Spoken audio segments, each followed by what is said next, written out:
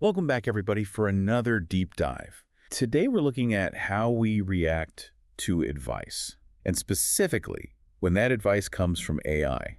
It's something I think we've all encountered in some way. Oh, yeah, absolutely. Like, have you ever used one of those pricing tools on Airbnb? Oh, yeah, all the time. And they tell you to lower your price, even though you're pretty sure you could get more. Yeah, and you're just like, no, I don't think so. It feels wrong, right?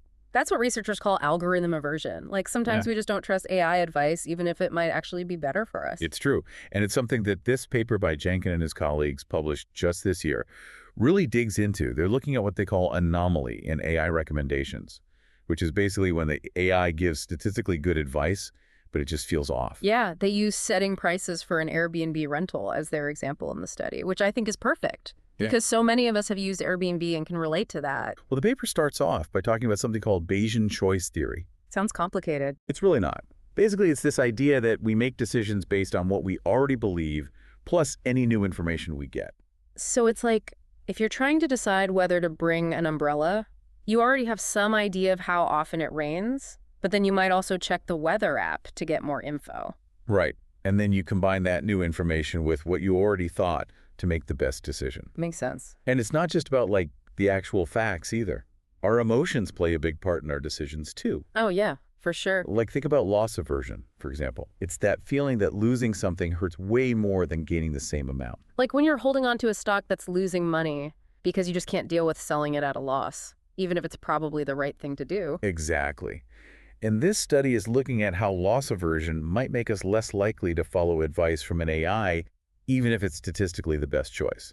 Interesting. So let's talk about these anomalous recommendations. What are we actually talking about here? So the study focuses on two specific types of anomalies. We've got loss anomaly and gain anomaly.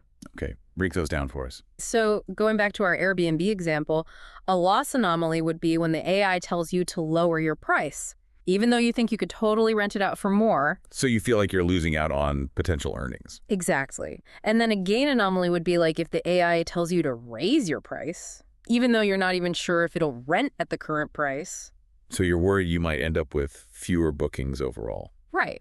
But the AI is saying that the higher price will make up for it in the long run. Okay, so in the study, they set up this scenario where you're told your Airbnb listing has a 67% chance of being rented at your chosen price. And you're probably thinking, that's pretty good. Why change anything?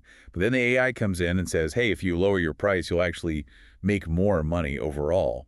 That's a classic loss anomaly because it feels like you're giving up a sure thing. Yeah, and that 67% probability is important too, because there's research showing how people perceive different probabilities.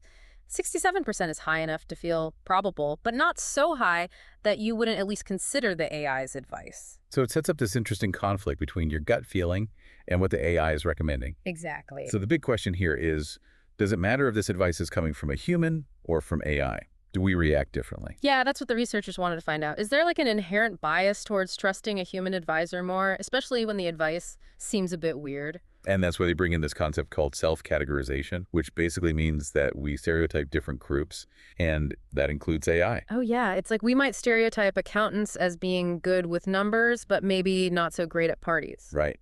It's often unconscious, but we all do it. And so in the context of this study, it means that we might have certain expectations about how AI gives advice versus a human advisor. We might think AI is great with data, but not so good at understanding the nuances of human behavior. So would that then make us more or less likely to actually follow advice from an AI if it feels off, compared to getting the same advice from a human? What do you think? Well, that's where the findings get really fascinating. The study shows just how much loss aversion colors our response to AI advice.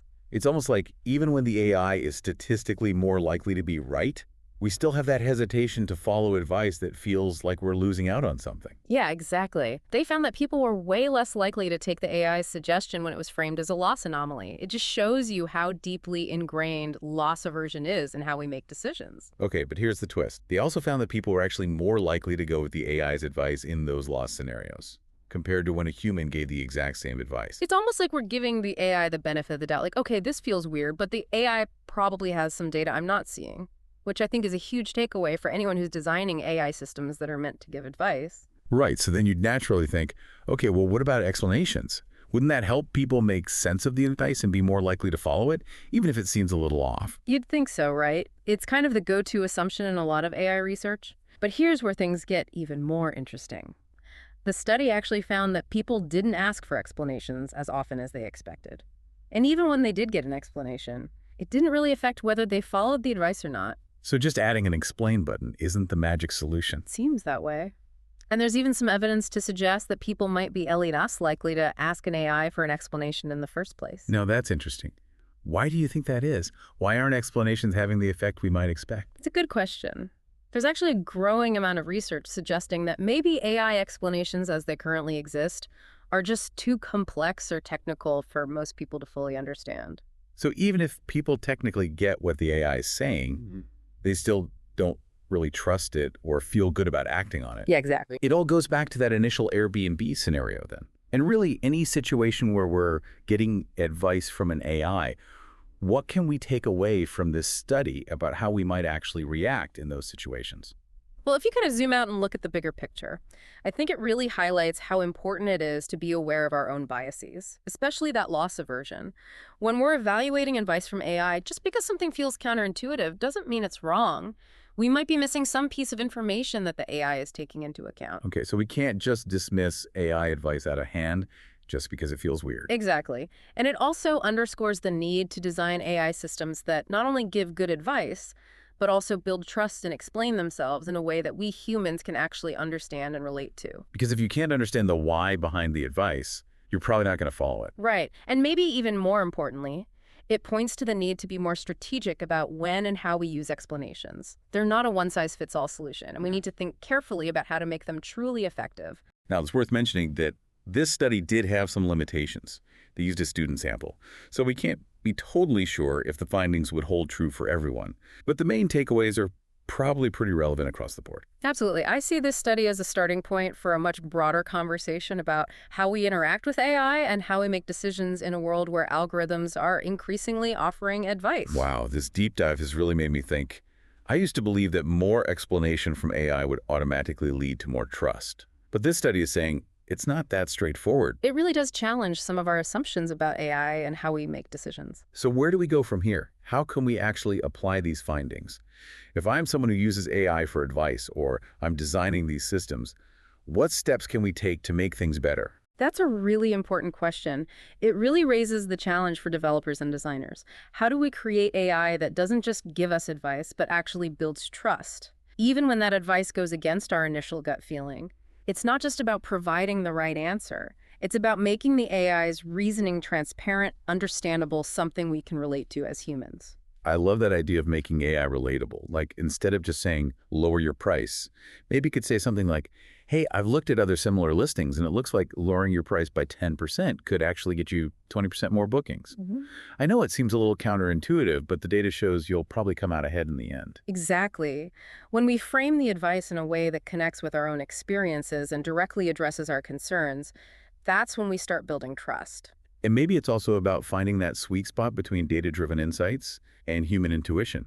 We shouldn't ignore our gut feelings completely, but we should also be open to the idea that the AI might see things we don't. It's about finding a way to use AI to make better decisions without feeling like we're giving up control completely. And maybe, just maybe, we need to broaden our understanding of what AI can actually do. We often see AI as this number-crunching machine. But what if it can actually help us see things from a new perspective and make better choices, even if those choices feel a bit uncomfortable at first? What if AI could actually help us overcome our own biases? That's a fascinating idea.